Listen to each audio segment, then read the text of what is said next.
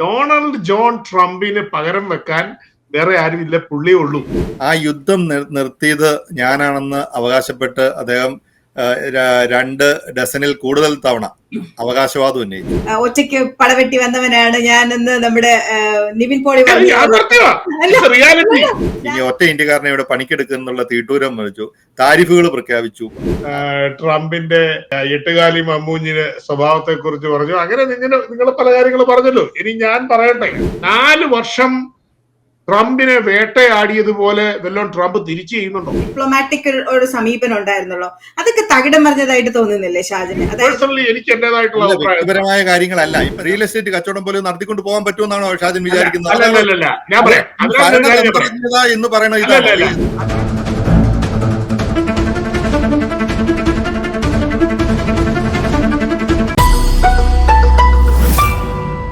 നമസ്കാരം, വാക്കി ടോക്കിയുടെ പുതിയ എപ്പിസോഡിലേക്ക് സ്വാഗതം. നമുക്ക് ഇന്ന് നമ്മുടെ പ്രസിഡന്റ് ഇന്ന് യൂറോപ്പിൽ ഇംഗ്ലണ്ടിന് പോയിട്ട് 2 ദിവസമായി. അവിടെ ചെന്ന് ഒരു വലിയ ബഹളത്തിനുള്ള വകുപ്പൊക്കെ അവിടെ അഴിച്ചു വിട്ടിട്ടുണ്ട്. അപ്പം ശരിക്കും പറഞ്ഞു കഴിഞ്ഞാൽ ട്രംപ് 2ാമത് പ്രസിഡന്റായിട്ട് ചാർജ് എടുത്തതിന് ശേഷം അദ്ദേഹത്തിന്റെ വളരെ അഗ്രസീവായിട്ടുള്ള നടപടികളെല്ലാം നമ്മൾ കണ്ടു.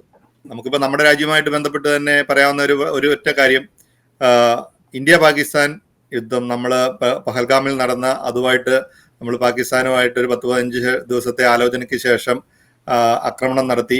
ആ യുദ്ധം നിർത്തിയത് ഞാനാണെന്ന് അവകാശപ്പെട്ട് അദ്ദേഹം 2 ഡസനിൽ കൂടുതൽ തവണ അവകാശവാദം ഉന്നയിച്ചു. ഈ നമ്മുടെ പ്രസിഡന്റിന് ശരിക്കും പറഞ്ഞു കഴിഞ്ഞാൽ എല്ലാ കാര്യത്തിലും കൊണ്ടുപോയി ഈ ഒരു എട്ടുകാലി മമ്മൂഞ്ഞിന്റെ കൂട്ട് ഞാനാണ് ഇതിന്റെ എല്ലാ ഉത്തരവാദിത്വം എന്ന് പറയുന്ന ഒരു സ്വഭാവം ഉണ്ടോ? അതുപോലെ റഷ്യ ഉക്രൈൻ വാറ് പറയുന്നത് അദ്ദേഹത്തെ നമുക്ക് പറയുന്നതല്ല അദ്ദേഹം പ്രവർത്തിക്കുന്നത്. കാരണം അദ്ദേഹത്തിന്റെ ഒരു വോട്ട് ബാങ്ക് എന്ന് പറഞ്ഞു കഴിഞ്ഞാൽ അദ്ദേഹം സൃഷ്ടിച്ചെടുത്ത റിപ്പബ്ലിക്കൻ പാർട്ടിയുടെ, കൺസർവേറ്റീവ് പാർട്ടിയുടെ വളരെ തീവ്ര നിലപാടുള്ള ഒരു വൈറ്റ് കമ്മ്യൂണിറ്റി, ഒരു വോട്ട് ബാങ്കിനെ അദ്ദേഹം സൃഷ്ടിച്ചെടുത്തിട്ടുണ്ട്. അതിനെ കേറ്റർ ചെയ്യാൻ വേണ്ടി അദ്ദേഹം പലതും പറഞ്ഞു, പക്ഷെ അതിനെതിരായിട്ട് അദ്ദേഹം പ്രവർത്തിക്കുന്നു. അതിന്റെ കൂടുതലായിട്ടുള്ള കാര്യങ്ങളൊക്കെ എല്ലാ ആൾക്കാർക്കും അറിയാം. ഇങ്ങനെ നിരവധി കാര്യങ്ങൾ. ഇപ്പൊ അവസാനം ഇന്ത്യയുടെ നമ്മുടെ ഫ്രണ്ട് ആയിട്ടുള്ള നമുക്ക് ഇന്ത്യക്കിട്ട് തന്നെ വീണ്ടും ലാസ്റ്റ് ഒരു പണിയും കൂടെ തന്നു. ഇനി ഒറ്റ ഇന്ത്യക്കാരനെ ഇവിടെ പണിക്കെടുക്കുന്നുള്ള തീട്ടൂരം വിളിച്ചു, താരിഫുകൾ പ്രഖ്യാപിച്ചു. ആ 15% പ്രഖ്യാപിച്ചു, 18% പ്രഖ്യാപിച്ചു, 25 ആക്കുന്നു. ഇതൊരു ലേലം വിളിക്കുന്ന പോലെ താരിഫുകൾ പിന്നെയും ഇത് ട്രംപിന്റെ ആദ്യകാലത്തെ ഡിബേറ്റുകളിൽ, ഈ ട്രംപിന്റെ ഇലക്ഷൻ ഡിബേറ്റുകളിലൊക്കെ ട്രംപിനെ ഈ പിള്ളേരുടെ ടെമ്പർ ട്രാൻഡം രീതിയിൽ ട്രംപ് കിടന്ന് നിലവിളിക്കുന്ന പടങ്ങളൊക്കെ വളരെ കൃത്യമായിട്ട് ഈ ഡെമോക്രാറ്റുകളൊക്കെ ഇലക്ഷൻ സമയത്ത് ഉപയോഗിച്ചായിരുന്നു. കാരണം അങ്ങനെയുള്ള ടെമ്പർ ട്രാൻഡം പ്രകടിപ്പിക്കുന്ന ഒരു പ്രസിഡന്റിനെയാണോ അമേരിക്ക കിട്ടിയേക്കണേ? ശരിക്കും പറഞ്ഞു കഴിഞ്ഞാൽ ഈ പ്രവർത്തനങ്ങളെല്ലാം ഒരു പ്രസിഡന്റ് എന്ന നിലയിൽ ആ പക്വതയോടുകൂടി പെരുമാറേണ്ട ഒരു പ്രസിഡന്റിന്റെ വിശ്വാസ്യതയെ കളഞ്ഞു കുളിപ്പിക്കുന്നില്ല. ഇത് പ്രസിഡന്റ് എന്ന നിലയിൽ ആ പ്രസിഡന്റിന്റെ മാത്രം വിശ്വാസ്യതയല്ല. ഇപ്പം വൈറ്റ് ഹൗസിൽ ഓരോ പ്രധാനമന്ത്രി, ഒരു രാഷ്ട്രത്തിന്റെ പ്രധാനമന്ത്രിമാര്, അവരെ അദ്ദേഹം അവിടെ വിളിച്ചു വരുത്തി അവരെ അപമാനിക്കുന്ന രീതിയിൽ. ഇപ്പം നമ്മൾ പറയാണ്, നമുക്ക് ഈ അമേരിക്കയിൽ ഇരിക്കുന്നത് കൊണ്ടാണ് നമുക്ക് നമ്മുടെ പ്രസിഡന്റിനെ വളരെ കൃത്യമായിട്ടും വിമർശിക്കാനുള്ള അവകാശം ഈ രാജ്യത്ത് നമുക്ക് ഉള്ളത് കൊണ്ട് നമുക്ക് അതിനെക്കുറിച്ച് എന്ത് പറയാം. കാരണം പനാമ കനാല് നമ്മുടെയാണ്, നമ്മൾ ഏറ്റെടുക്കുമെന്ന് പറഞ്ഞപ്പോൾ ഇവിടുത്തെ മീഡിയകൾ, പ്രത്യേകിച്ച് CNN ഒക്കെ ചർച്ച നടത്തുന്ന കണ്ടു കഴിഞ്ഞാൽ ഈ CNN ഒക്കെ പനാമയുടെ മെയിൻ സ്ട്രീം ചാനലാണെന്ന് വരെ നമുക്ക് തോന്നിപ്പോയിട്ടുണ്ട്. അതുകൊണ്ട് പനാമ കനാൽ ഈ അമേരിക്ക ഏറ്റെടുക്കുന്നത് തെറ്റാണെന്നും അതിന്റെ കാര്യകാരണങ്ങൾ വിശദീകരിച്ചുകൊണ്ടാണ് ഇവിടുത്തെ മീഡിയകൾ ചർച്ച നടത്തിയത്. പക്ഷെ പ്രാക്ടിക്കലായിട്ട് നമ്മളൊരു സാമാന്യ ബുദ്ധിക്ക് ചിന്തിച്ചു കഴിഞ്ഞാൽ ഒരു അമേരിക്കൻ പ്രസിഡന്റിന്റെ ഒരു പക്വത അദ്ദേഹത്തിന്റെ ഭാഗത്തുണ്ടായിട്ടുണ്ടല്ലോ. സെലൻസ്കീനെ വളരെ കാര്യമായിട്ട് അപമാനിച്ചതിന്റെ കാരണം അദ്ദേഹം ടീഷർട്ട് ഇട്ടുകൊണ്ട് വന്നതുകൊണ്ടാണ് പറഞ്ഞത്. ഇപ്പൊ ഫിലിപ്പീൻസിന്റെ പ്രധാനമന്ത്രി വന്നപ്പോൾ അദ്ദേഹത്തിനോടും കാരണം അദ്ദേഹത്തിന് ഇഷ്ടപ്പെട്ടില്ല. കാരണം അത് അവരുടെ ട്രഡീഷണൽ ഡ്രസ്സാണ്. ഇപ്പൊ ഫിലിപ്പീൻസിന്റെ പ്രധാനമന്ത്രി ഇട്ടുകൊണ്ട് വന്നത്, അദ്ദേഹത്തോട് വളരെ അപമര്യാദയായിട്ട് പെരുമാറി. ഇവൻ ബ്രിട്ടീഷ് പ്രധാനമന്ത്രിയോട് ആദ്യത്തെ ആ സംസാരത്തിൽ അദ്ദേഹത്തെ അപമര്യാദ. കാരണം ഇതൊക്കെ ഇപ്പൊ ഈ ട്രേഡ് വാറൊക്കെ പ്രഖ്യാപിച്ചു കഴിഞ്ഞിട്ടും ഇതൊരു നമുക്കൊരു നെഗോഷിയേഷൻ ടാക്ടീസ് ആണെന്നൊക്കെ പറയുന്നതിലൊക്കെ വളരെ കഥയുണ്ട്. ഇതന്നെ നമ്മൾ റിയൽ എസ്റ്റേറ്റ് കച്ചവടമാണ് നടത്തുന്നത്. അമേരിക്ക എന്ന് പറയുന്ന രാജ്യത്തിന്റെ ലോകത്തിന്റെ ഏറ്റവും വലിയ ലോക പോലീസ് എന്നറിയപ്പെടുന്ന, ലോകത്തിനെ കൺട്രോൾ ചെയ്യുന്ന, ലോകത്തിന്റെ സാമ്പത്തികത്തെ നിയന്ത്രിക്കുന്ന അമേരിക്ക എന്നൊരു രാജ്യത്തെ അതിന്റെ വിശ്വാസ്യത കടത്തുന്ന പ്രകടനമാണോ നമ്മുടെ പ്രസിഡന്റിന്റെ ഭാഗത്തുണ്ടാകുന്നത്? എന്താണ് ഷാജിന് അതിനെക്കുറിച്ച് തോന്നുന്നത്? എനിക്ക് എനിക്ക് ജിൻസ് കഴിഞ്ഞ 4.5 മിനിറ്റ് ആയിട്ട് ജിൻസ് പ്രസിഡന്റ് ട്രംപിനെ എന്താ പറയാ അദ്ദേഹത്തിനെ ഇങ്ങനെ ഇങ്ങനെ വരച്ച് കാട്ടിയ കാര്യങ്ങൾക്കെല്ലാം മറുപടി പറയുവാൻ എനിക്ക് കുറെ സമയം വേണം. അത് നമ്മുടെ ഈ ഒരു ചർച്ചയിൽ അതിന് ഉള്ള സ്കോപ്പ് ഇല്ല. ഇതില് ഞാൻ ഈ പറഞ്ഞ ഒരു കാര്യങ്ങളും സാറേ, ഞാൻ ഈ പറഞ്ഞ ഒരു കാര്യങ്ങളും അത് ചെയ്യാത്ത കാര്യങ്ങളല്ല പറഞ്ഞേ, കാര്യങ്ങളാണ്. അപ്പം ഞാൻ പറയട്ടെ, ശരി സാറ് പറഞ്ഞല്ലോ, നിങ്ങളേതായാലും ഒരു 4.5 മിനിറ്റ് എടുത്ത് നിങ്ങൾ ട്രംപിനെ കുറിച്ച് വളരെ വിശദമായിട്ടുള്ള കാര്യങ്ങൾ പറഞ്ഞു. പിന്നെ എന്താ പറയാ, ട്രംപിന്റെ വൈറ്റ് വോട്ട് ബാങ്കിനെ കുറിച്ച് പറഞ്ഞു, ട്രംപിന്റെ പിന്നെ എന്താ പറയാ എട്ടുകാലി മമ്മൂഞ്ഞിന് സ്വഭാവത്തെ കുറിച്ച് പറഞ്ഞു. അങ്ങനെ നിങ്ങൾ പല കാര്യങ്ങൾ പറഞ്ഞല്ലോ. ഇനി ഞാൻ പറയട്ടെ, ഈ ട്രംപ് എന്ന് പറയുന്നത് ട്രംപാ. ഡൊണാൾഡ് ജോൺ ട്രംപിന് പകരം വെക്കാൻ വേറെ ആരുമില്ല, പുള്ളിയേ ഉള്ളൂ. അതിനിപ്പം പുള്ളി പറയുന്ന പുള്ളിയുടെ ഭാഷാ ശൈലിയിലായാലും പുള്ളിയുടെ പ്രവൃത്തിയിലായാലും പുള്ളിയുടെ അഡ്മിനിസ്ട്രേഷനിലായാലും എല്ലാ കാര്യത്തിലും പുള്ളിക്ക് പകരം വെക്കാൻ വേറെ ആരുമില്ല. അതുകൊണ്ടാണ് ന്യൂയോർക്കിലെ റിയൽ എസ്റ്റേറ്റ് കച്ചവടത്തിൽ നിന്ന് ഒരു സുപ്രഭാതത്തിൽ 2015 പുള്ളി തീരുമാനിക്കുന്നു അമേരിക്കയുടെ പ്രസിഡന്റ് ആയിട്ട് മത്സരിക്കണമെന്ന് തീരുമാനിക്കുന്നു. റിപ്പബ്ലിക്കൻ പാർട്ടിയുടെ ഒരു സഹായവും സപ്പോർട്ടും ഇല്ലാതെ അമേരിക്കയുടെ ചരിത്രത്തിൽ ആദ്യമായിട്ട് GOP എസ്റ്റാബ്ലിഷ്മെന്റിന്റെ പിന്തുണയില്ലാതെ സ്വപ്രയത്നം കൊണ്ട് സ്വന്തം കാശ് ആദ്യമേ പമ്പ് ചെയ്ത് ഒരു സംവിധാനം ഉണ്ടാക്കി, ഒരു ബേസ് ഉണ്ടാക്കി ഈ രാജ്യത്ത് പ്രസിഡന്റായ ആദ്യത്തെ ആളാണ് ഡൊണാൾഡ് ട്രംപ്. നിങ്ങൾ അദ്ദേഹത്തെ കുറിച്ച് എന്ത് പറഞ്ഞു കഴിഞ്ഞാലും അദ്ദേഹം ഒരു പാഠപുസ്തകമാണ്, ഒരു സംശയവും വേണ്ട. അമേരിക്കൻ പ്രസിഡന്റ്, അമേരിക്കയുടെ 45ാമത്തെയും 47ാമത്തെയും president Donald Trump, he is a study book, ഒരു സംശയവും വേണ്ട. അത് നിങ്ങൾ അദ്ദേഹത്തെ എന്ത് വേണേലും പറഞ്ഞു. പുള്ളി ലോക നേതാക്കന്മാരെ വിളിച്ച് അവമാനിച്ചു എന്നുള്ളതുകൊണ്ട് ഈ പറഞ്ഞ കാര്യങ്ങളൊക്കെ ഒന്ന് അതൊന്നും അതൊക്കെ പറഞ്ഞ കാര്യങ്ങളൊക്കെ ഞാൻ പറയാം. പറഞ്ഞ കാര്യങ്ങളൊക്കെ അതിപ്പോ നിങ്ങൾ മാത്രമല്ല, ലോകത്തിലുള്ള അതാ ഞാൻ പറഞ്ഞത്, ലോക മാധ്യമങ്ങൾ മുഴുവൻ പുള്ളിക്കെതിരായിരുന്നു. നിങ്ങൾ പറയൂ, ലോകത്തിൽ ട്രംപിന്റെ ഇലക്ഷനിൽ ട്രംപിനെ സഹായിച്ച ഒരു അന്താരാഷ്ട്ര മാധ്യമത്തിന്റെ പേര് പറയൂ. ഒരു എസ്റ്റാബ്ലിഷ്മെന്റ് അമേരിക്കൻ മീഡിയ അദ്ദേഹത്തെ സഹായിച്ചതിന്റെ പേര് പറയൂ. ആദ്യത്തെ 4 വർഷത്തെ ഭരണത്തിന് ശേഷം 4 വർഷം ആ മനുഷ്യനെ ഈ രാജ്യത്തെ നമ്മളിപ്പോ പറയുന്ന അന്തം കമ്മികളായിട്ടുള്ള ഡെമോക്രാറ്റുകൾ, അഭിനവ ഡെമോക്രാറ്റുകൾ, ഞാനത് പറയുമ്പോൾ ജിൻസിന് അത് ഇഷ്ടമല്ല, പക്ഷെ ഞാൻ വീണ്ടും പറയുകയാണ്, ഇപ്പോഴുള്ള മോഡേൺ ഡെമോക്രാറ്റുകൾ നാട്ടിലെ അന്തം കമ്മികളെക്കാട്ടി കഷ്ടമാണ്. അത് AOCയെ പോലെ ജാസ്മിൻ ക്രോക്കറ്റിനെ പോലുള്ള ഒരു ബോധം തൊട്ട് തീണ്ടിയിട്ടില്ലാത്ത കുറെ എണ്ണം. ഓക്കെ, അങ്ങനെയുള്ളവര് ആകുന്നത് നോക്കി 4 വർഷം പുള്ളിയെ വേട്ടയാടാൻ. ബൈഡന് ഇതിനകത്തിലൊന്നും ഒരു കാര്യമില്ലായിരുന്നു എന്നുള്ള കാര്യം നമ്മൾ ഈയിടെ മനസ്സിലാക്കി അല്ലേ. ബൈഡൻ ഇതിനകത്തിലൊന്നും ഒരു റോളും ഇല്ലായിരുന്നു.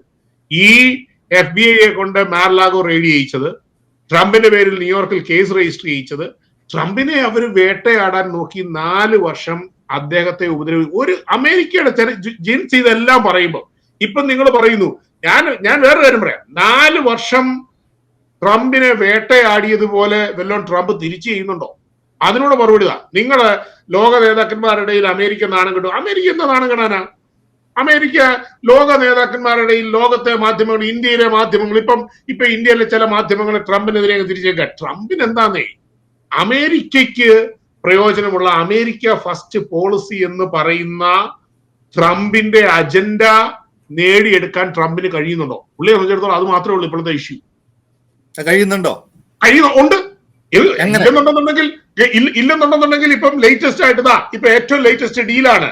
EU will purchase $750 billion US energy. $750 billion വർത്തുള്ള US എനർജി യൂറോപ്യൻ യൂണിയൻ വാങ്ങിക്കുകയാണ്. അത് മാത്രമല്ല, സാറേ അതിന്റെ അകത്ത് ബില്യന്റെ ഒരൊറ്റ കാര്യം കൂടെ ഞാൻ പറയാം. കാരണം നമ്മൾ കൃത്യമായിട്ട് നമ്മൾ ഇതിന്റെ അകത്ത് പറഞ്ഞു പോകേണ്ട ഒരു കാര്യമുണ്ട്. ട്രംപിന്റെ ആദ്യത്തെ ടേമില്, അതായത് 2020 ചൈനയ്ക്കെതിരെ ഒരു താരിഫ് പ്രഖ്യാപിച്ചു. അതായത് കാർഷിക വിളകൾക്ക് താരിഫ് പ്രഖ്യാപിച്ചിട്ട് ചൈന അതിന് പകരമായിട്ട് താരിഫ് പ്രഖ്യാപിച്ചു. ഇവിടുത്തെ ചോളം, ഇവിടുത്തെ പല അഗ്രികൾച്ചർ ഇതിനും അതിന്റെ ഇമ്പാക്ട് ഉണ്ടായി.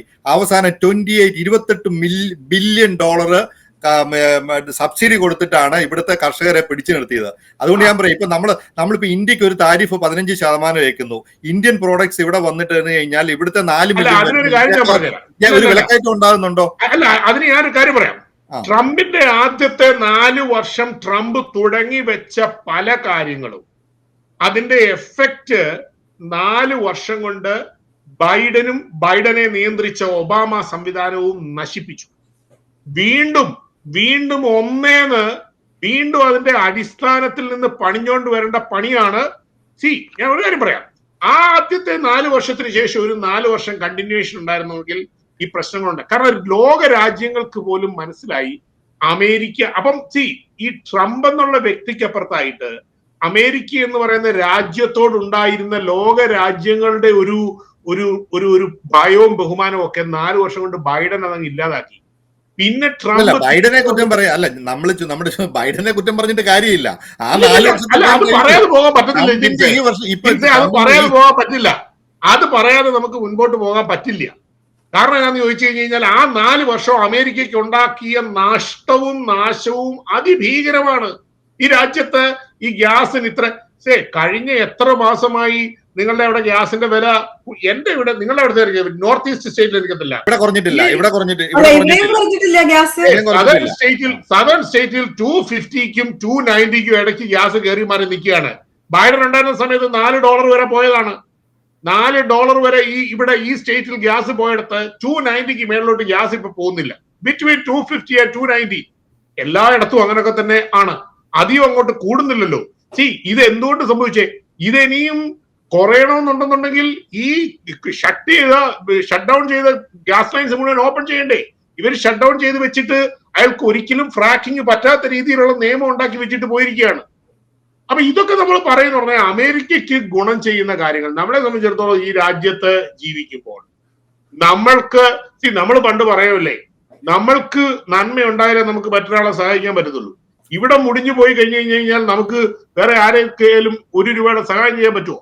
അപ്പൊ എനിക്ക് നിങ്ങൾ പറയുന്ന കാര്യങ്ങൾ, നിങ്ങൾ അദ്ദേഹത്തെ വ്യക്തിപരമായിട്ട് പറയുന്ന കാര്യങ്ങളിലൊന്നും ഞാൻ ഇപ്പോൾ അതിന് മറുപടി പറയുന്നത് അതെനിക്ക് പേഴ്സണലി എനിക്ക് എന്റേതായിട്ടുള്ള വ്യക്തിപരമായ കാര്യങ്ങളല്ല. ഇപ്പൊ ഞാൻ പറയാം, അമേരിക്കയുടെ സൗഹൃദ രാഷ്ട്രങ്ങൾ എന്ന് ആയിരുന്ന പല രാജ്യങ്ങളെയും ലോകത്തുള്ള എല്ലാ രാജ്യങ്ങളെയും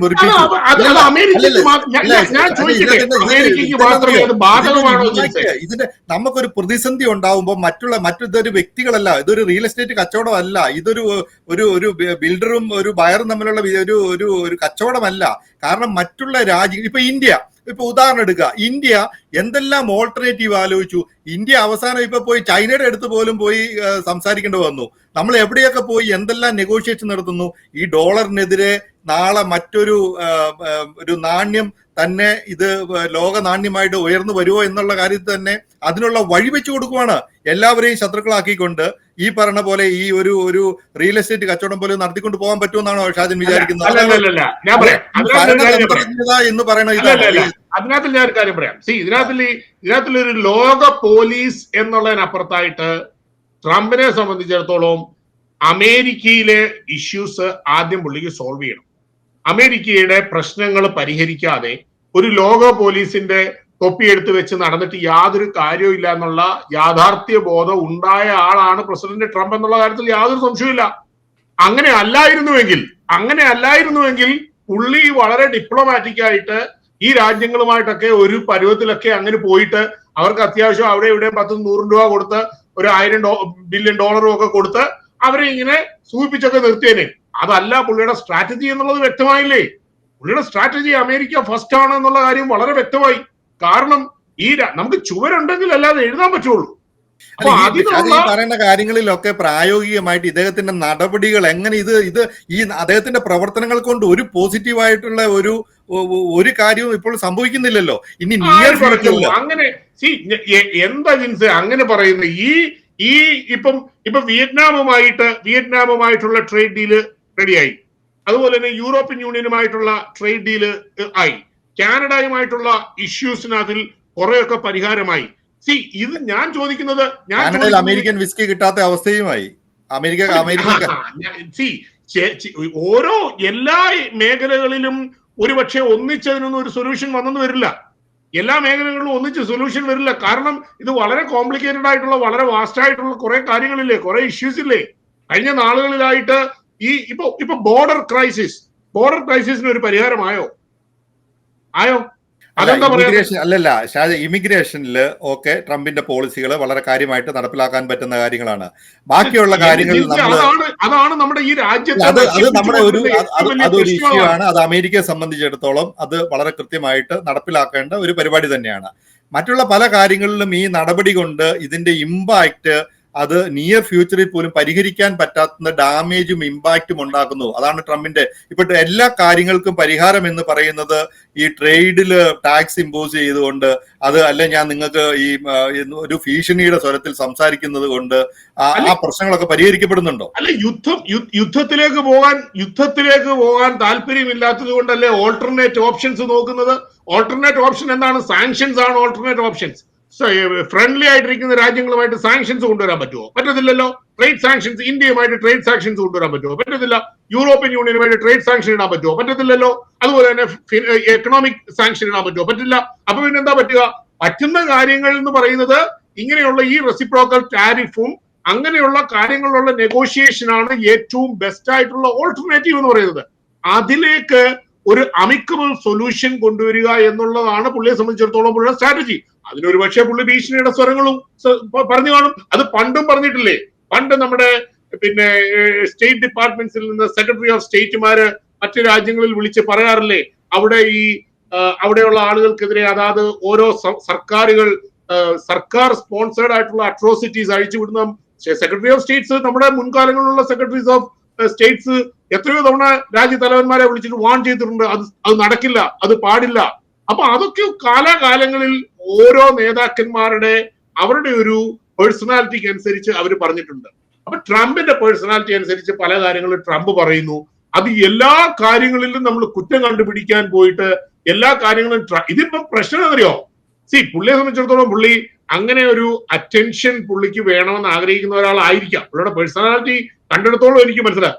ഇപ്പം ലോകരാജ്യങ്ങളുടെ മാധ്യമങ്ങൾ മുഴുവൻ രാവിലെ പത്രം തുറക്കുന്ന ആദ്യം നോക്കുന്നത് ട്രംപ് പല്ല് തേച്ചിട്ടുണ്ടോ, അന്ന് ട്രംപ് എന്താണ് പറയുന്നത്, ട്രംപിന്റെ വായിൽ നിന്ന്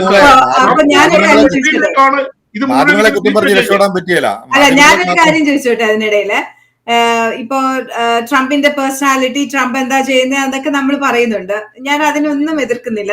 കാരണം എന്താ വെച്ച് കഴിഞ്ഞാൽ ട്രംപ് എന്ന് പറയുന്ന ഒരു വ്യക്തി പ്രഭാവത്തെ ഇപ്പൊ ഷാജൻ വളരെ ആലങ്കാരികമായിട്ടെല്ലാം ഇങ്ങനെ പറഞ്ഞു. കാരണം ഇത്രയധികം ഒറ്റയ്ക്ക് പടവെട്ടി വന്നവനാണ് ഞാൻ എന്ന് നമ്മുടെ നിവിൻ പോളി പറഞ്ഞു. ഞാൻ ഒറ്റയ്ക്ക് പടവെട്ടി വന്നവനാണടാ എന്ന് ഞാൻ പറഞ്ഞ പോലെയാ. അതൊക്കെ അതൊക്കെ സമ്മതിച്ചു.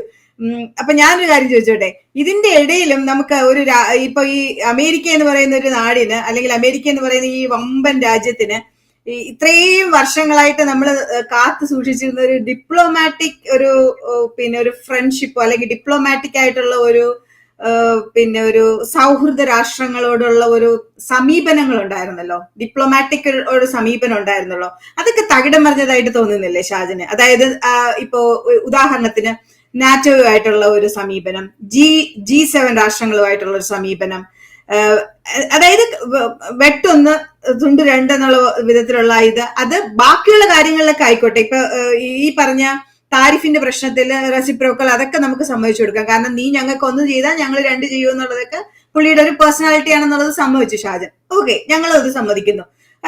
എന്റെ പേഴ്സണാലിറ്റി അങ്ങനെയാണ്, എന്റെ ക്യാരക്ടർ അങ്ങനെയാണ്, ഞങ്ങൾക്ക് മാറ്റാൻ പറ്റത്തില്ല. എന്ത് ചെയ്യാൻ പറ്റും? നമ്മൾ സഹിച്ചാലേ പറ്റൂ. ഓക്കെ, ഞങ്ങൾ അത് സമ്മതിച്ചു. പക്ഷെ നമുക്ക് നമ്മുടെ ഈ രാജ്യത്തിന് എങ്ങനെയാ അതിനെ നമുക്ക് കളയാൻ പറ്റുക? മനസ്സിലായോ? ഇപ്പൊ അങ്ങനെ രാജ്യങ്ങളോടൊക്കെ എങ്ങനെയാ നമുക്ക് അതിനെയൊക്കെ എങ്ങനെ തള്ളിക്കളയാൻ പറ്റും?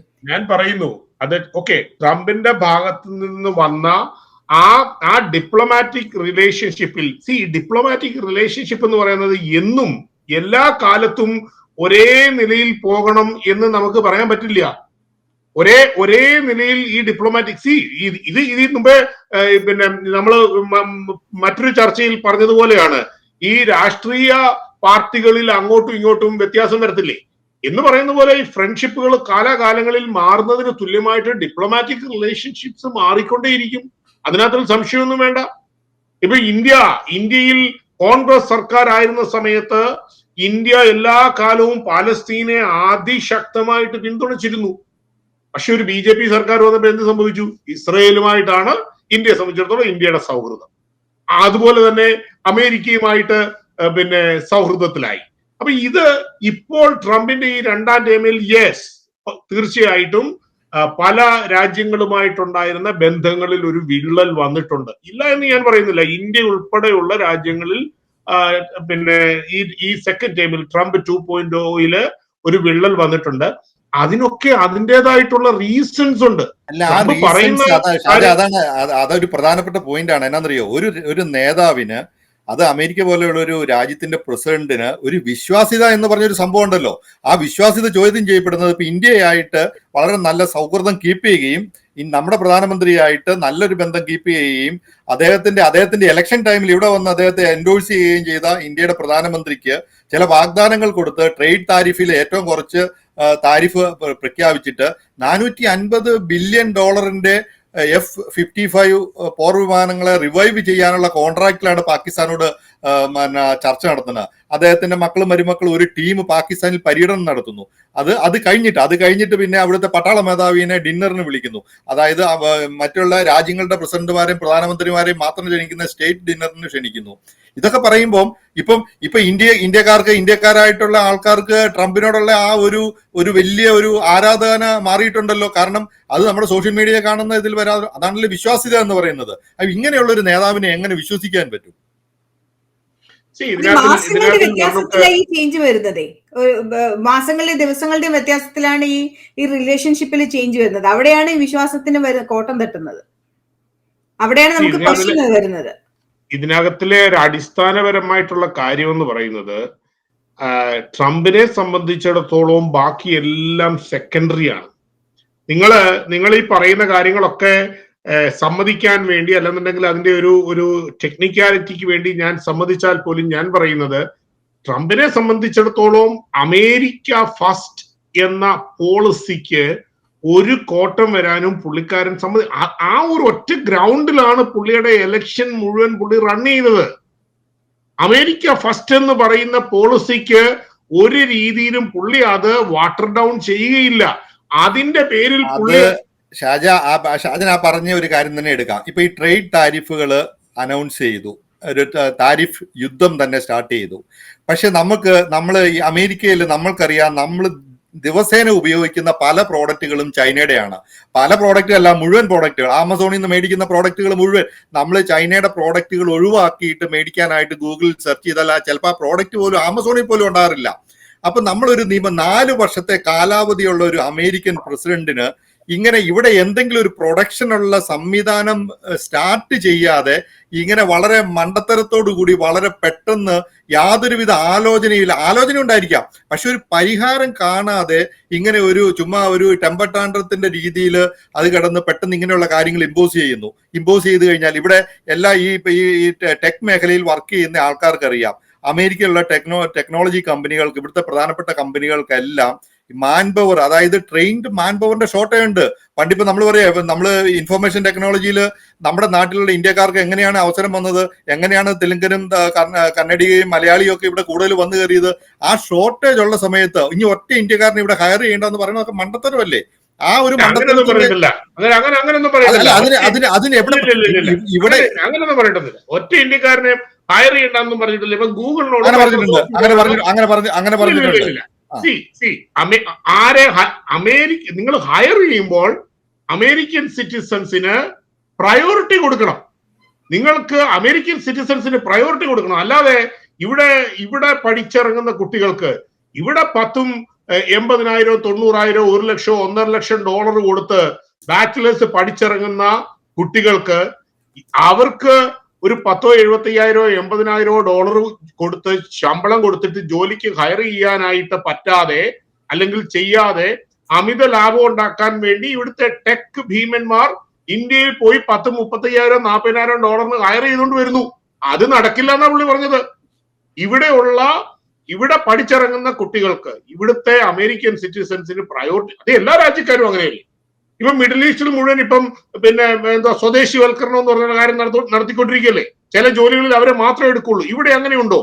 നിങ്ങൾ നോക്കിക്കേ, 4% അൺഎംപ്ലോയ്മെന്റ് ഉള്ള ഈ രാജ്യത്ത് അതിനുള്ള ഒരു റിസോഴ്സസ് ഉണ്ടോ? അതായത് നമുക്ക് പുറത്തുനിന്ന് വിദേശത്തു നിന്നുള്ള ആൾക്കാരെ ഹയർ ചെയ്യാതെ ചില മേഖലകളിൽ ഇപ്പൊ നേഴ്സുമാർക്ക് 10 ലക്ഷത്തോളം വേക്കൻസി രാജ്യത്തുണ്ടെന്നാ പറഞ്ഞത്. നേഴ്സുമാർക്ക് 10 ലക്ഷം ഹയർ ചെയ്യും.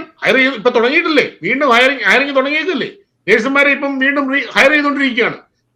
അതാ ഞാൻ പറഞ്ഞത്. അപ്പൊ ഇപ്പൊ ജിൻസ് തന്നെ പറഞ്ഞു, നമുക്ക് പുറത്തു നിന്നുള്ള നേഴ്സുമാര് ഈ രാജ്യത്ത് വരാതെ അവരെ സംബന്ധിച്ചിടത്തോളം വരേണ്ടതും അവരുടെ ആവശ്യമാണ്, ഒരു സംശയം വേണ്ട. അങ്ങനെയുള്ളവർക്ക് ഈ രാജ്യത്ത് വരിക എന്നുള്ള അവരുടെ ആവശ്യമാണ്. അതുകൊണ്ട് ഹയർ ചെയ്യരുതെന്നല്ല പറഞ്ഞേക്കുന്നത്. ഇവിടെയുള്ള ക്വാളിഫൈഡ് ആയിട്ടുള്ള US സിറ്റിസൺസിന്, ഇമിഗ്രന്റ് ആയിട്ടുള്ളവർക്ക് പ്രയോറിറ്റി കൊടുക്കണം. അവിടെ അതിനുശേഷം നിങ്ങൾ ഹയർ ചെയ്തോളൂ. അല്ലാതെ നിങ്ങൾ ഡയറക്ട്ലി പോയി ഇന്ത്യയിൽ നിന്നും ചൈനയിൽ നിന്നും പാകിസ്ഥാനിൽ നിന്നും ഹയർ ചെയ്യരുത് എന്നാണ് പറഞ്ഞേക്കുന്നത്. നമ്മളെ സംബന്ധിച്ചിടത്തോളം ഇതിന് ഈ ചെകുത്താന്റെയും കടലിന്റെയും നടുക്കാണ് നമ്മളെപ്പോലുള്ളവർ. കാരണം നമ്മുടെ വേരുകളെല്ലാം ഇപ്പോഴും ഇന്ത്യയിൽ നിൽക്കുന്നു. നമ്മളെ സംബന്ധിച്ചിടത്തോളം നമ്മൾ ഈ രാജ്യത്ത് വന്ന് നാച്ചുറലൈസ്ഡ് ആയിട്ട് നമ്മൾ പലരും സിറ്റിസൺസ് ആയി, നമ്മുടെ കുട്ടികളെ ഈ രാജ്യത്തുണ്ടായി, അവരൊക്കെ ബോൺ സിറ്റിസൺസ് ആയി. പക്ഷേ അടുത്തൊരു ജനറേഷൻ നോക്കി, നമ്മുടെ ഈ പ്രത്യേകിച്ച് AI പോലുള്ള ടെക്നോളജി വളരെ ഫാസ്റ്റ് ആയിട്ട് വളർന്നു വരുന്ന ഈ ഒരു കാലഘട്ടത്തിൽ ഈ കുട്ടികൾക്കൊക്കെ ജോലി ഈ രാജ്യത്തല്ലെന്നുണ്ടെങ്കിൽ വേറെ എവിടെ പോയി ജോലി ചെയ്യാൻ പറ്റുമോ? അവർ ഇന്ത്യയിൽ പോയി ജോലി ചെയ്യാൻ പറ്റുമോ? അവർക്ക് ചൈനയിൽ പോയി ജോലി ചെയ്യാൻ പറ്റുമോ? പറ്റില്ലല്ലോ. ഇവിടെ ജോലി വേണ്ടേ? അപ്പൊ അതുകൊണ്ട് അങ്ങനെയുള്ള കാര്യങ്ങൾ നമ്മൾ ഇവിടെ ഒരു കാലത്തും പ്രൊഡക്ഷൻ ഇല്ലാതെ ഇവിടെ നമ്മൾ മറ്റു രാജ്യങ്ങളെ ഡിപ്പെൻഡ് ചെയ്ത് എല്ലാ കാലത്തും ചൈനയുടെ ഇമ്പോർട്ടിനെ ഡിപ്പെൻഡ് ചെയ്ത് നമുക്ക് എത്ര കാലം പോകാൻ പറ്റും? അപ്പൊ ജിൻസ് മുമ്പേ ചോദിച്ചു 4 വർഷം കൊണ്ട് എന്ത് ചെയ്യാൻ പറ്റും? 4 വർഷം കൊണ്ട് ഒന്നും ചെയ്യാൻ പറ്റില്ല. പക്ഷെ അതിനൊരു ബേസ് ഉണ്ടാക്കി ഇടാൻ പറ്റുമല്ലോ. അതിനൊരാളൊരു ബേസ് ഉണ്ടാക്കിയിട്ട് കഴിഞ്ഞു കഴിഞ്ഞാൽ തുടർന്ന് വരുന്ന ആളുകൾക്കെങ്കിലും അത് കണ്ടിന്യൂ ചെയ്യാൻ പറ്റിയാൽ അത് മാത്രമായിരിക്കും അദ്ദേഹം പ്രതീക്ഷിക്കുന്നത്. ഇപ്പൊ എനിക്ക് 4 വർഷം കൊണ്ട് രാഷ്ട്രത്തിന്റെ പുനർനിർമ്മാണത്തിനാണോ അദ്ദേഹത്തിന്റെ വ്യക്തിപരമായ കമ്പനികളുടെ പുനർനിർമ്മാണത്തിനാണോ അദ്ദേഹത്തിന്റെ പ്രവർത്തികൾ പ്രയോറിറ്റി എന്നുള്ള ഒരു ചോദ്യം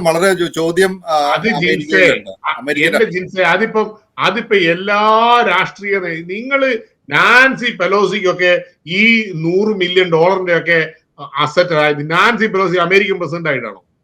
ആണോ? ഈ പിന്നെ ഒന്നുമില്ലാതെ ബാർഗേളായിട്ട് നടന്ന AOCക്കൊക്കെ ഇപ്പം 10-30 മില്യൺ ആസ്തിയാണ്. എവിടുന്ന് ഇതൊക്കെ വന്നു? അപ്പൊ അങ്ങനെ നമുക്ക് ട്രംപിന് ഓൾറെഡി എന്തായാലും ഈ വാസ് എ ബില്യണിയർ, അതിനകത്ത് സംശയമൊന്നും വേണ്ട. അതിന്റെ കൂടെ ചിലപ്പോ $2-3 ബില്യൺ ഒക്കെ പുള്ളി മറ്റു ഡീലിൽ നിന്നൊക്കെ ചിലപ്പോ വരുമായിരിക്കും. ഇത് ട്രംപിന്റെ ഇത്തവണത്തെ American oil from American soil. അതാണ് നമുക്ക് വേണ്ടത്. മാസ് ഡിപ്പോർട്ടേഷൻ ഇതിന്റെ അകത്ത് നമ്മൾ വിടുവോ? ഞാനൊരു കാര്യം പറയാം. ഇതിനകത്തിൽ നമ്മൾ പെടുവോന്ന് ചോദിച്ചു കഴിഞ്ഞാല് ഇപ്പം നമ്മൾ പല കാര്യങ്ങളും അങ്ങ് ധരിച്ചു വെച്ചേക്കുക.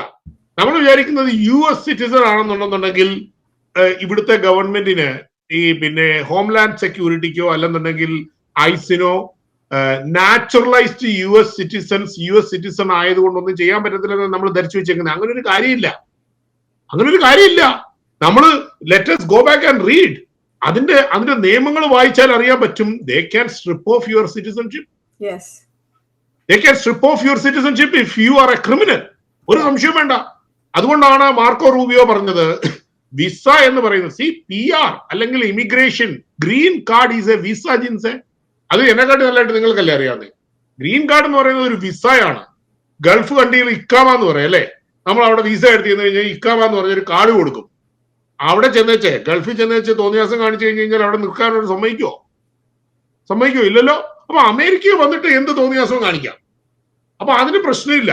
അങ്ങനെ നമുക്ക് എന്നെ ഞാൻ ധൈര്യമായിട്ട് അത് പറയും. കാരണം ഏതാണ്ട് കഴിഞ്ഞ 25 വർഷമായിട്ട് ഒരു നിയമവും ലംഘിക്കാതെ ട്രാഫിക് പോലീസ് പിന്നെ കൈ കാണിച്ച് ലൈറ്റ് ഇട്ട് കഴിഞ്ഞു കഴിഞ്ഞാൽ വിത്തിൻ 30 സെക്കൻഡ്സിൽ വണ്ടി പുൾ ഓവർ ചെയ്ത് നമ്മൾ മാനം മര്യാദയ്ക്ക് നിയമം അനുസരിച്ച് ജീവിച്ചതുകൊണ്ട്, അങ്ങനെ ജീവിക്കാൻ പിള്ളേരെ പഠിപ്പിക്കുന്നതുകൊണ്ട് ഞാൻ ധൈര്യമായിട്ട് പറയും, നിയമം ലംഘിച്ചാൽ, ഈ രാജ്യത്തിന്റെ നിയമത്തിന് വിരുദ്ധമായിട്ട് ആര് പ്രവർത്തിച്ചാലും വിസ റിവോക്ക് ചെയ്തേച്ച് തിരിച്ചുവിടണം.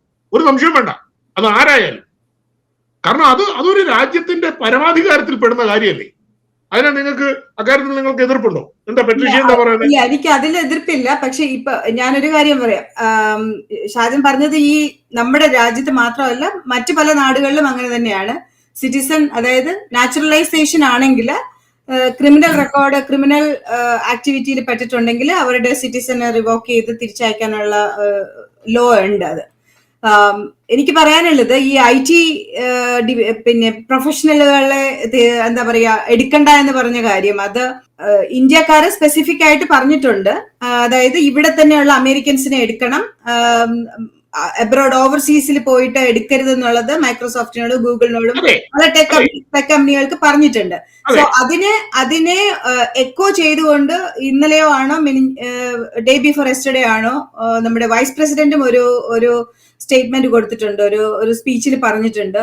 മൈക്രോസോഫ്റ്റ് ഇനി അദ്ദേഹം പറഞ്ഞതനുസരിച്ചുകൊണ്ട് മൈക്രോസോഫ്റ്റ് ഒക്കെ എത്രയും എടുപിടിയെന്ന് പറഞ്ഞുകൊണ്ട് ഒരു എന്താ പറയാ ഒരു 10,000 അല്ലെങ്കിൽ 9,000 ലേ ഓഫുകൾ ഇങ്ങനെ പ്രഖ്യാപിച്ചായിരുന്നു. അപ്പൊ അവർ പെട്ടെന്ന് ഇങ്ങനെ ലേ ഓഫ് പ്രഖ്യാപിച്ചു കഴിഞ്ഞിട്ട് ഇവിടെയുള്ള അമേരിക്കൻസിന്, ഇവിടെയുള്ള സിറ്റിസൺസിനെയോ ഗ്രീൻ കാർഡ് ഹോൾഡേഴ്സിനെയോ ഒക്കെ ജോബ് വേക്കൻസി ഓപ്പണിംഗ് കൊടുത്തിട്ട് ആൾക്കാരെ തെരഞ്ഞു പോകുമ്പോഴത്തേനും ആൾക്കാരെ ഞങ്ങൾക്ക് ആവശ്യത്തിന് ആൾക്കാരെ കിട്ടുന്നില്ല എന്ന് പറഞ്ഞ് വീണ്ടും ഞങ്ങൾക്ക് എന്താണ് ഓപ്പണിംഗ് ഉണ്ട്, പക്ഷെ നമുക്ക് ആവശ്യത്തിനാണ് ആൾക്കാരെ കിട്ടുന്നില്ല എന്ന് പറഞ്ഞ് വീണ്ടും ഞങ്ങൾ വീണ്ടും ഒരു വല്ലാത്തൊരു അവസ്ഥയിൽ വന്ന് കഴിയുമ്പോഴത്തേനും വീണ്ടും പുറത്തേക്ക് പോകേണ്ടി വരുന്ന ഒരു സാഹചര്യം ഉണ്ടാകുന്നു എന്ന് പറയേണ്ടി വരുന്നു. അപ്പൊ ഇത് രണ്ടും ബാലൻസ് ആകാതെ വരുന്നു. അതായത് നിങ്ങൾ എല്ലാരും ഒരുമിച്ച് ഒറ്റയടിക്ക് ഇങ്ങനെ ലേ ഓഫ് ചെയ്യുക, എന്നിട്ട് പ്രസിഡന്റ് പറഞ്ഞ അനുസരിച്ച് ഇവിടെ ഞങ്ങൾ ആൾക്കാരെ അന്വേഷിക്കുക, എന്നിട്ട് ഇവിടെ ആൾക്കാരെ കിട്ടാണ്ട് വരുമ്പോഴത്തേനും തിരിച്ച് ഞങ്ങൾക്ക് വെളിയിൽ പോകേണ്ടി വരിക. അത് നടക്കത്തില്ല. അതുകൊണ്ട് ഈ ഒറ്റയടിക്ക് ഇങ്ങനെ ലേ ഓഫ് ചെയ്യുന്നത് നിർത്തലാക്കണമെന്നുള്ള ഒരു നമ്മുടെ വൈസ് പ്രസിഡന്റ് ഒരു സ്റ്റേറ്റ്മെന്റ് ഉണ്ടായിരുന്നു. സോ ഇത് എനിക്ക് പറയാനുള്ളത്, ഇന്നത്തെ കാലത്ത് വന്നിട്ട് ഈ നമ്മളുടെ ഒരു വേൾഡ് ഓഫ് ബിസിനസിന്റെ ഒരു 3 ടൈപ്പ് ഓഫ് റെവല്യൂഷനാണ് നടന്നുകൊണ്ടിരിക്കുന്നത്. അത് നമുക്ക് മനസ്സിലാക്കി. ഇപ്പൊ നമ്മൾ ഒരാളെ ഹയർ ചെയ്ത് കഴിഞ്ഞാൽ ഈ കമ്പനികളിൽ വന്നിട്ട് ആ ഹയറിങ് നിലനിൽക്കുന്നത് തന്നെ വളരെ കഷ്ടമാണ്. കാരണം എന്ന് പറഞ്ഞു കഴിഞ്ഞാൽ ഒരു ജോബ് ജമ്പിങ് വളരെ നന്നായിട്ട് നടക്കുന്നുണ്ട്. ഇപ്പൊ ഞാനായാലും ഇന്നത്തെ ജനറേഷനിൽ, ഇപ്പൊ ഇന്നത്തെ ജനറേഷൻ എന്ന് ഞാൻ പറയുന്നില്ല, ഇന്നത്തെ ജനറേഷനിലെ കുട്ടികൾ എന്ന് പറഞ്ഞു കഴിഞ്ഞാല് ഒരു 1 ഇയർ 2 ഇയർ കഴിഞ്ഞാല് അവർ വേറെ ജോലി നോക്കി പോകും. കാരണം എന്താ വെച്ച് കഴിഞ്ഞാല് ഇപ്പൊ ഒരു 3 ടൈപ്പ് എന്ന് ഞാൻ പറഞ്ഞത്, ഒന്ന് ഇൻഡസ്ട്രിയൽ റെവല്യൂഷൻ, ഇൻഫർമേഷൻ റെവല്യൂഷൻ, പിന്നെ വന്നിട്ട് ഡേറ്റ റെവല്യൂഷൻ അല്ലെങ്കിൽ സോഷ്യൽ റെവല്യൂഷൻ എന്ന് പറയും. ഈ ഇൻഡസ്ട്രിയൽ റെവല്യൂഷൻ എന്ന് പറയുമ്പോഴത്തേനും നമ്മൾ പണ്ട് കാലത്ത് നമ്മുടെ ഗ്രാൻഡ് പാരന്റ്സ് ഒക്കെ നമ്മൾ ജീവിച്ചിരുന്ന അവര് റോട്ടി കപ്പട മക്കാൻ എന്ന് പറയും. അവര് ജോലിക്ക് പോവുക, ജോലി ചെയ്ത് ശമ്പളം എടുക്കുക, പിന്നെ എന്നിട്ട് അവർ ആ ജോലി തന്നെ ഒറ്റ ജോലി തന്നെ ചെയ്യും. എന്നിട്ട് വർക്ക് പ്ലേസ് എത്ര ടോക്സിക് ആണെങ്കിലും, ബോസ് എത്ര അബ്യൂസ് ചെയ്താലും അവരത് മാറത്തില്ല, അവർ അതിൽ തന്നെ ജോലി ചെയ്യും. എന്നിട്ട് അവരുടെ വീട്, കുട്ടികളെ പഠിപ്പിക്കുക, എന്നിട്ട് അവരുടെ EMI അടയ്ക്കുക, ഒരു കാറ് മേടിക്കുക, അത് അവരങ്ങ് സെറ്റിൽ ആകുക. അത് കഴിഞ്ഞ് അടുത്ത് വന്നതായിരുന്നു ആ ഇൻഫർമേഷൻ റെവല്യൂഷൻ എന്ന് പറയുന്നത്. അവിടെയാണ് ഈ IT കമ്പനീസ് ഉണ്ടായതും ബ്രാൻഡ്സ് ഒക്കെ സ്റ്റാർട്ടഡ് ആയതും. ഇവിടെയാണ് ഈ സ്റ്റാൻഡേർഡ് ഓഫ് ലിവിങ് വന്നത്. അതായത് സ്റ്റാൻഡേർഡ് ഓഫ് ലിവിങ് എന്ന് പറയുമ്പോഴത്തേനും നമുക്ക് എന്താ പറയാ ഒരു വീട്, കാറ്, പിന്നെ മക്കളെ പഠിപ്പിച്ച് നല്ല നിലയിലൊക്കെ എത്തി, എന്നിട്ട് വെക്കേഷൻ പോകുന്ന ഒരു രീതിയൊക്കെ വന്നത്. അവിടെയാണ് നമ്മളൊക്കെ വന്നത്, നമ്മുടെ പാരന്റ്സും അവരൊക്കെ വന്നത്. ഇവിടെ ഇൻഫർമേഷൻ റെവല്യൂഷൻ എന്നുള്ളതെന്ന് പറയുമ്പോഴത്തേനും അവിടെ ഓപ്ഷൻസ് ഉണ്ട്. നമുക്കൊരു ബെറ്റർ ക്വാളിറ്റി ഓഫ് ലൈഫ് ഉണ്ട്, ക്വാളിറ്റി ഓഫ് വർക്ക് പ്ലേസ് ഉണ്ട്, ബെറ്റർ അതുണ്ട്, പിന്നെ ഒരു നല്ല പേ ഉണ്ട്. ഇവിടെ ആളുകൾക്ക് ഒരു ജോബിൽ നിന്ന് ഒരു ജോബിലേക്ക് മാറാനുള്ള ഓപ്പർച്യൂണിറ്റി ഒക്കെ ഉണ്ടായിരുന്നു. 2008 ഒരു റെസഷൻ വന്നതിന് ശേഷമാണ് ഇൻഫർമേഷൻ ഓഫ് റെവല്യൂഷൻ ഇല്ലാതായി. പിന്നെ അവിടെ വന്നതെന്ന് പറഞ്ഞു കഴിഞ്ഞാൽ ഒരു സോഷ്യൽ റെവല്യൂഷൻ ആണ്. ഈ സോഷ്യൽ റെവല്യൂഷനിൽ വന്നിട്ടുണ്ടെങ്കിൽ ഡിജിറ്റൽ റെവല്യൂഷൻ ആണ്. അതായത് ഇവിടെ ഒന്നും തന്നെയും ഹൈഡ് ആയിട്ട് ഇരിക്കുന്നില്ല. നമുക്കിപ്പോ ആർക്ക് വേണമെങ്കിലും എന്ത് കാര്യവും പഠിക്കാം. നമുക്ക് യൂട്യൂബ് നോക്കി നമുക്കിപ്പോ എന്താ പറയാ ഒരു പിന്നെ വെബ്സൈറ്റ് ഉണ്ടാക്കാൻ പഠിക്കാം, നമുക്ക് പിന്നെ കോഡിങ് പഠിക്കാം, എന്ത് വേണമെങ്കിലും പഠിക്കാം. അപ്പൊ അതുകൊണ്ട് ഒരാൾ വന്നിട്ട് ഒരു ഓഫീസിൽ ഒരാളെ ഹയർ ചെയ്ത് കഴിയുമ്പോഴത്തേനും നമ്മൾ അവരോട് പറയുക, നിങ്ങൾക്ക് ഞങ്ങൾ പേ കുറയ്ക്കാൻ പോവാണ്, അല്ലെങ്കിൽ ഒരു 40% പേ കുറയ്ക്കുവാണ്, പിന്നെ അല്ലെങ്കിൽ ഒരു അബ്യൂസ് ആയിട്ടുള്ള ഒരു ടോക്സിക് സിറ്റുവേഷൻ ആണെന്ന് പറയുകയാണെങ്കിൽ അവർ പറയും ഓക്കെ ബൈ, ഞങ്ങൾ വേറെ പോവാണ്, വേറെ ജോലി നോക്കി അവർ പോകും. ഇപ്പൊ ഇങ്ങനെയുള്ള ഒരു സിറ്റുവേഷനിൽ ഞാൻ ചോദിക്കുവാണ്, ഇവിടെയുള്ള ആൾക്കാർക്ക് മാത്രം ജോലി കൊടുത്തിട്ട് നമ്മൾ ഇവിടെയുള്ള ആൾക്കാരെ മാത്രം മതി എന്ന് പറയുന്ന ഒരു സിറ്റുവേഷൻ വരുമ്പോഴത്തേനും അവരിങ്ങനെ ജമ്പ് ചെയ്ത് പോയിക്കൊണ്ടിരിക്കുമ്പോഴത്തേനും ഓപ്പർച്യൂണിറ്റീസ് നിറച്ചുണ്ടാകും, ആൾക്കാരെ കിട്ടാനാവാത്ത ഒരു സിറ്റുവേഷൻ വരത്തില്ലേ ഷാജൻ? ഇവിടെ ഉള്ളവരെ മാത്രം ഹയർ ചെയ്യണം എന്നല്ലല്ലോ പറഞ്ഞേക്കുന്നത്. ഇല്ല, ഞാനത് ഉദ്ദേശിച്ചിട്ടില്ല. ഇവിടെയുള്ളവരെ മാത്രം ഞാൻ അത് മാത്രമല്ല ഞാൻ ഉദ്ദേശിച്ചത്. അതായത് നമ്മളുടെ ഇപ്പൊ ഒരു ടോപ്പ് മോസ്റ്റ് കമ്പനീസ് എല്ലാം സർവൈവ് ചെയ്യുന്നത് ഓഫ് ഷോർ കൊടുത്തിട്ടാണ്. ഓൾമോസ്റ്റ് എല്ലാ ടോപ്പ് മോസ്റ്റ് കമ്പനീസും സർവൈവ് ചെയ്യുന്നത് ഓഫ് ഷോർ ഇത് കൊടുത്തിട്ടാണ്. കാരണം ഓഫ് ഷോറിൽ അവരുടെ ബിസിനസ് റൺ ചെയ്യുന്നത് കൊണ്ട് മാത്രമാണ് ഇവിടെയുള്ള ടോപ്പ് മോസ്റ്റ് കമ്പനീസ് എല്ലാം തന്നെ സർവൈവ് ചെയ്ത് പോകുന്നത്.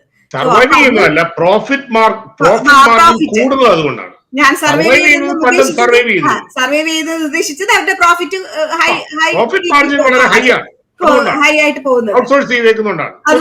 അതെ, അപ്പൊ അങ്ങനെ വരുമ്പോഴത്തേനും അത് മാത്രമല്ല, ഇവിടെയുള്ള ഈ ഇന്ത്യൻ ITs ഒക്കെ ഇഷ്ടം പോലെ തന്നെ അവർ ഹയർ ചെയ്ത് വെച്ചിട്ടുണ്ട്.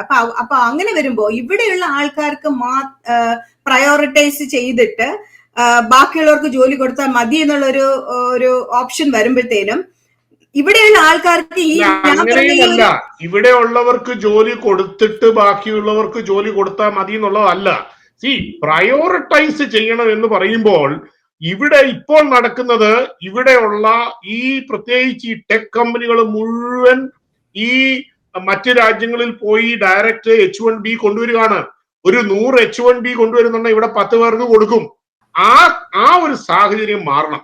ആ ഒരു സാഹചര്യം മാറിയിട്ട് അതിന് അത്രമാത്രം ഒരു അൺഎംപ്ലോയ്മെന്റ് അല്ലെങ്കിൽ ഇവിടെ ഈ ട്രെയിൻഡ് ആയിട്ടുള്ള ആൾക്കാർ ഇവിടെ അവൈലബിൾ ആണോ? ആ ഒരു ഷോർട്ടേജ് ഉണ്ടെങ്കിലല്ലേ ഈ പറയുന്ന പോയിന്റിൽ ഒരു വാല്യൂ ഉള്ളൂ. അല്ലാതെ ചുമ്മാ ഇപ്പൊ ഒരു ഗിമ്മിക്ക് അടിക്കുന്ന പോലെ നമ്മൾ ഈ ചുമ്മാ വിളിച്ചു കൂവി പറയുന്ന ഒരു കാര്യമാണോ ഉള്ളത്? ഇപ്പൊ ഷാജനെ പറഞ്ഞതിൽ നിന്ന് അങ്ങനെ പറയാൻ പറ്റത്തില്ല. തീർച്ചയായിട്ടും ബെറ്റർ ഓപ്പർച്യൂണിറ്റിക്ക് വേണ്ടി ഇവിടെയുള്ള കുട്ടികൾക്ക് അവസരം കൊടുക്കണം. ഇവിടെയുള്ള പഠിക്കുന്ന ആളുകൾക്ക്, ഇവിടെ പഠിച്ചു വരുന്നവർക്ക് അങ്ങനെയുള്ള ഓപ്പർച്യൂണിറ്റി കൊടുക്കണം. അപ്പൊ അത് കൊടുക്കാതെ അവര് പോയി മക്ഡൊണാൾഡ്സിലും അവിടെ ഇവിടെയൊക്കെ മാത്രമായിട്ട് ജോലി ചെയ്ത് കഴിഞ്ഞാൽ അവർക്ക് എങ്ങനെ ഒരു ഫ്യൂച്ചർ ഉണ്ടാവും?